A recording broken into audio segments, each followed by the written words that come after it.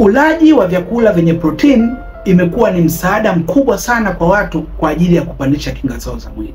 Kama wewe ulikuwa hujui, basi sasa hivi ndio ujue kwamba jitahidi sana katika milo yako uwe unakula protein sana, kwa sababu protein inaenda kusaidia kinga za mwili kufanya kazi vizuri, lakini pia kujenga mwili. Kama wewe ulikuwa umezoea kula sana vyakula vyenye wanga, ni bora kupunguza hivyo vyakula vya wanga na ukapendelea sana kula vyakula vya nini? Vya protein. Kwa sababu protein inatusaidia sisi kufanyisha kinga zetu ziwe juu, lakini pia zifanye kazi vizuri. Vyakula vya protein kama vile maziwa, kama vile samaki, hivyo vyakula vyote unapata protein ya kutosha sana.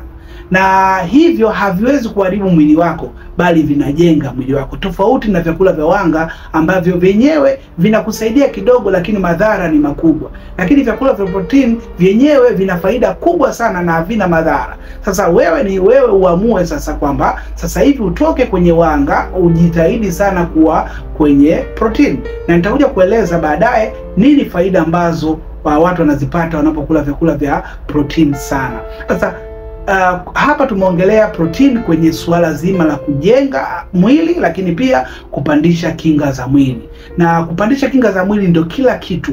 Yaani watu wanaumwa kwa sababu ya kinga za mwili zinapokuwa zimeshuka, kwa sababu ya ulinzi katika mwili unakuwa haupo. Kwa hiyo ili tuweze kurudisha ule ulinzi, basi moja ya kitu ambacho tunatakiwa tule basi ni vyakula vya protein, kwa sababu vinasaidia katika mfumo mzima wa kinga za mwili. Kumbuka, suala la kupandisha kinga za mwili ni lako wewe hapo. Kwa hiyo kuumwa au kutokuumwa ni wewe ambaye utaamua sasa, aidha uendelee kula vyakula ambavyo vinaharibu mwili wako au ule vyakula ambavyo vinajenga mwili.